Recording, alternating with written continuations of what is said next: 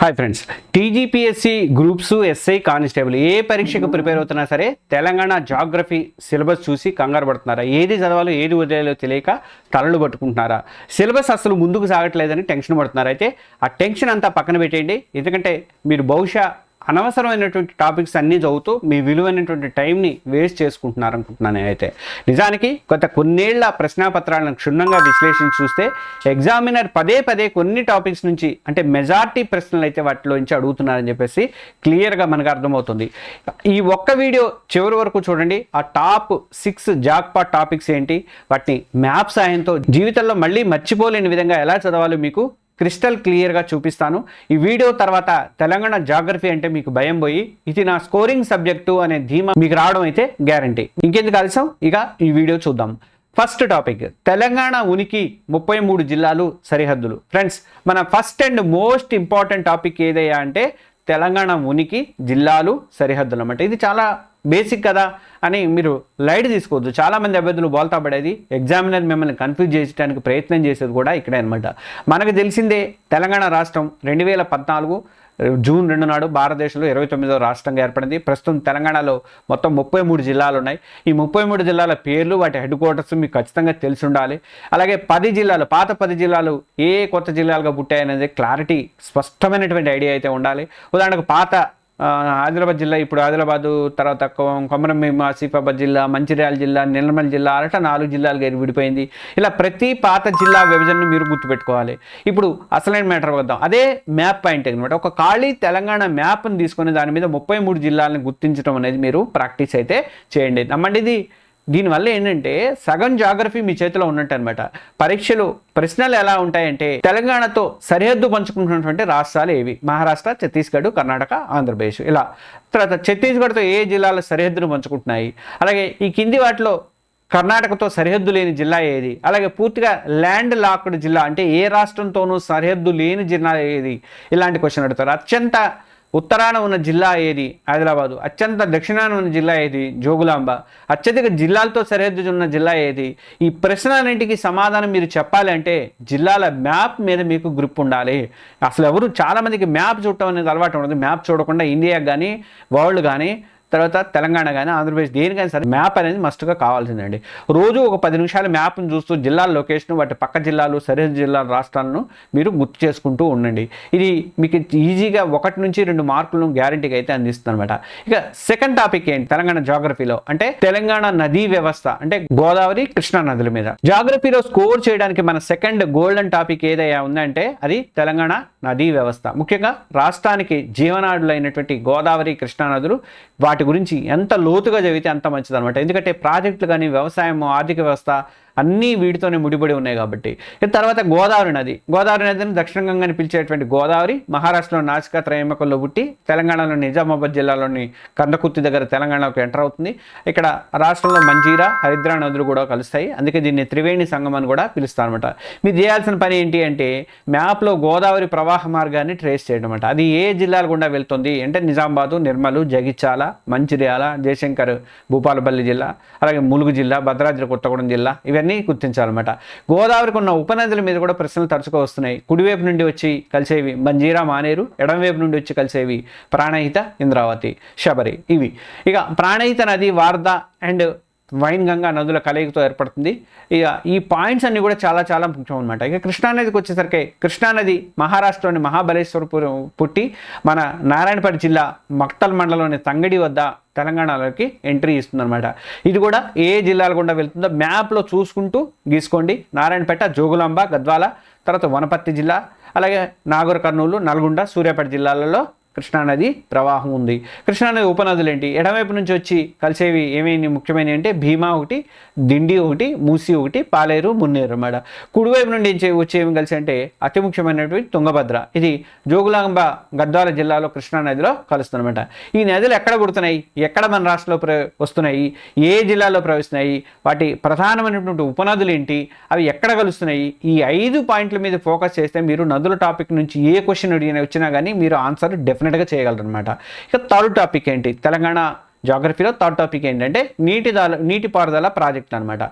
Telangana జాగ్రఫీలో current అఫైర్స్తో ఎక్కువగా link అయ్యే topic ఏదైనా ఉంది అంటే అది నీటిపారుదల ప్రాజెక్టులు అనమాట.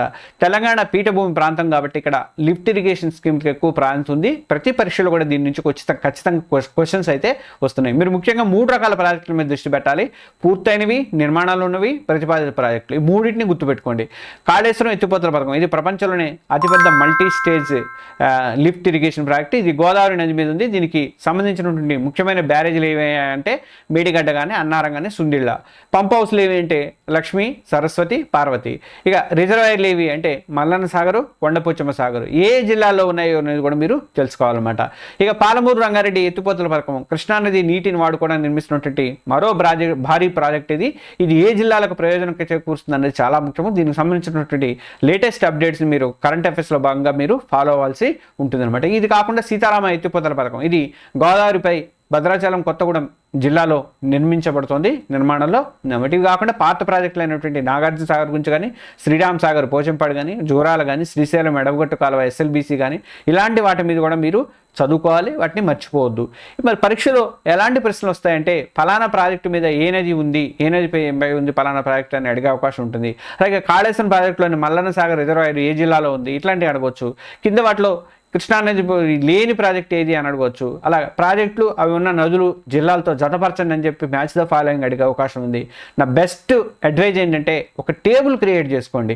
ప్రాజెక్టు పేరు, నది, లాభపడేటువంటి జిల్లాలు, దాని స్పెషాలిటీ ఏంటి, అవసరమైతే ఉపనదులు. ఇలా నోట్స్ రాసుకుంటే మీరు ఈ రివిజన్ అనేది చాలా ఈజీగా గుర్తుండిపోతుంది. ఆ మైండ్ మ్యాప్ లాగా గుర్తుండిపోతుంది. నేను మైండ్ మ్యాప్లో ఆల్ ఇన్ వన్ టెస్ట్ సిరీస్లో ఇస్తాను, గుర్తుపెట్టుకోండి. ఇక మైండ్ మ్యాప్స్ని మన తెలుగు ఎగ్జామ్స్ యాప్లో నడుస్తున్నటువంటి ఆల్ ఇన్ వన్ టెస్ట్ సిరీస్లో కూడా యాడ్ చేస్తా. ఇంకా ఎవరైనా కోర్సులో జాయిన్ అవ్వకపోతే వెంటనే జాయిన్ అవ్వండి. పోలీస్ గ్రూప్స్తో పాటు తెలంగాణలో జరిగే అన్ని టాపిక్స్ కూడా పనికొస్తుంది. కేవలం 499 రూపాయలతో ఏడాది పాటు కోర్సులో మాక్ టెస్ట్లు మీరు అన్లిమిటెడ్గా రాసుకోవచ్చు అనమాట. అన్ని ఎగ్జామ్స్కి యూట్యూబ్లో కంటే కూడా ఎక్కువగా సబ్జెక్టుల వారిగా ప్రిపరేషన్ వీడియోలు అనేది టాప్ 25 మోస్ట్ ఇంపార్టెంట్ ప్రశ్నలు కానీ, పీవైక్యూస్ కానీ ఇలాంటి అనేక వీడియోలు ఆల్ ఇన్ వన్ టెస్ట్ సిరీస్లోనే మాత్రమే పెడతామన్నమాట. ఇవి మీకు యూట్యూబ్లో కనిపించకపోవచ్చు. లేట్ చేయొద్దు. మీరు జాయిన్ అవ్వడంతో పాటు మీ ఫ్రెండ్స్, రిలేటివ్స్ ఎవరైనా చదువుకునే ఇట్లాంటి ఎగ్జామ్ ప్రిపేర్ అయ్యే వాళ్ళు ఉంటే వాళ్ళకు కూడా రికమెండ్ చేయండి. కోర్స్ లింక్ అనేది కింద వీడియో డిస్క్రిప్షన్లో ఉంది. ఇక 4th టాపిక్ ఏంటి అంటే అడవులు, వన్యప్రాణి సంరక్షణ కేంద్రాలు, జాతీయ పార్కులు అనమాట. పర్యావరణం కానీ జీవ వైవిధ్యానికి సంబంధించినటువంటి ఈ టాపిక్ నుండి 1 లేదా 2 ప్రశ్నలు అయితే గ్యారంటీగా వస్తున్నాయి. తెలంగాణ రాష్ట్ర భౌగోళిక విస్తీర్ణంలో అటవీ ప్రాంతం అనేది దాదాపు 24% ఉంది. ఈ టాపిక్లో మీరు గుర్తుపెట్టుకోవాల్సినవి ఏంటని నేను చెప్తాను, చూడండి ఒకసారి. అత్యధిక అటవీ విస్తీర్ణం ఉన్నటువంటి జిల్లా ఏది? ములుగు, భద్రాద్రి కొత్తగూడెం. అత్యల్ప అటవీ విస్తీర్ణం ఉన్న జిల్లా ఏది? హైదరాబాదు, కరీంనగర్. అలాగే తెలంగాణలో ఉన్న టైగర్ రిజర్వులు ఏంటి? రాష్ట్రంలో 2 టైగర్ రిజర్వులు ఉన్నాయి. ఒకటి భారతదేశంలోని అతిపెద్ద టైగర్ రిజర్వ్లో ఒకటైనటువంటి అమరాబాద్ టైగర్ రిజర్వ్, ఇది నాగర్ కర్నూలు కానీ నల్గొండ జిల్లాలో విస్తరించింది.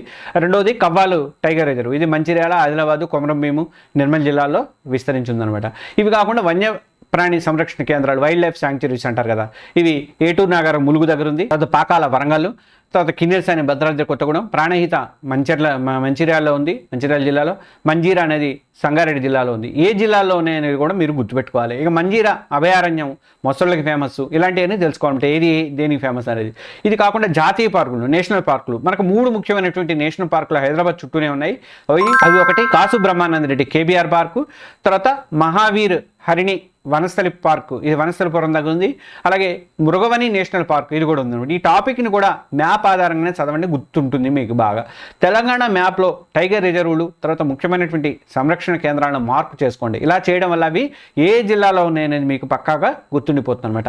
ఇక 5th టాపిక్ ఏంటంటే నేలలు, శీతోష్ణ స్థితి, వ్యవసాయము. తెలంగాణ ఆర్థిక వ్యవస్థకు వ్యవసాయం బ్యాక్ బోను కాబట్టి నేలలు, వాతావరణం, పంటల గురించి కూడా మీరు తెలుసుకోవడం చాలా చాలా ముఖ్యం అనమాట. నేలలు, సాయిల్స్కి వచ్చేసరికి తెలంగాణలో ప్రధానంగా 3 రకాల నేలలు ఉన్నాయి.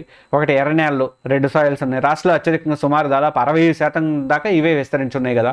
ఇంకా రెండవది నల్లరేగడి నేలలు, బ్లాక్ సాయిల్స్, ఇవి దాదాపు 25% విస్తరించి ఉన్నాయి. పత్తి పంటకు చాలా కాటన్కి అనుకూలమైంది కాబట్టి దీన్ని బ్లాక్ కాటన్ సాయిల్స్ అని కూడా అంటారు. ఇది కాకుండా లేటరైట్ నేలలు, ఇవి చాలా తక్కువగా దాదాపు 7 నుంచి 8% మాత్రమే ఉన్నాయి. ముఖ్యంగా పాత మెదక్ జిల్లాలో ఉన్నటువంటి జహీరాబాద్ ప్రాంతాల్లో ఇవి ఎక్కువగా కనిపిస్తాయి అనమాట. ఇక శీతోష్ణ స్థితి క్లైమేట్, తెలంగాణ క్లైమేట్ గురించి మనది ఉష్ణమండల వాతావరణము, నైరుతి ఋతుమానాల ద్వారానే మనకి ఎక్కువ వర్షాలు అనేవి వస్తాయి. అత్యధిక ఉష్ణోగ్రత నమోదయ్యే ప్రాంతం రామగుండము, అలాగే అత్యల్ప ఉష్ణోగ్రత నమోదయ్యే ప్రాంతము ఏంటి అనేది గుర్తుపెట్టుకోవాలి. ఇది కాకుండా వ్యవసాయం, అగ్రికల్చర్, ఏ నెలలో ఏ పంటలు పండుతాయి అనేది కూడా చాలా చాలా ముఖ్యము. వరి తెలంగాణలో అత్యధికంగా పండించేటువంటి ఆహార పంట. పత్తి వచ్చేసరికి నల్లరేగడి నేలలు ఉన్నటువంటి ప్రాంతాల్లో ప్రధాన వాణిజ్య పంటగా ఉంది. మొక్కజొన్న బాగా పండిస్తారు. కరీంనగర్ కానీ నిజామాబాద్, మెదక్ జిల్లాలో ఎక్కువగా మొక్కజొన్న పండిస్తారు. ఈ టాపిక్లో ప్రశ్నలు చాలా డైరెక్ట్గా ఉంటాయి. పత్తికి ఏ నెలలు ఫేమస్ అని, లేదా తెలంగాణలో ఎక్కువగా ఉన్న నేలలు ఇలాంటి ప్రశ్నలు కూడా వస్తుంటాయి. ఇవన్నీ చూసుకోండి. చూసారా ఎంత సింపుల్. నల్లరేగడి నేలలు పత్తి, ఈ చిన్న లింక్ గుర్తుపెట్టుకుంటే చాలా ఉంటాయి. ఇక 6th టాపిక్ ఏంటి అంటే ఖనిజాలు, పరిశ్రమలు, జనాభా. ఫైనల్గా మన 6th జాక్పాట్ టాపిక్ ఏంటంటే తెలంగాణ ఎకానమీకి సంబంధించినటువంటి ఖనిజాలు కానీ, పరిశ్రమలు కానీ, జనాభా కానీ. ఖనిజాలు ఏంటి? మినరల్స్, బొగ్గు, మెయిన్గా బొగ్గు.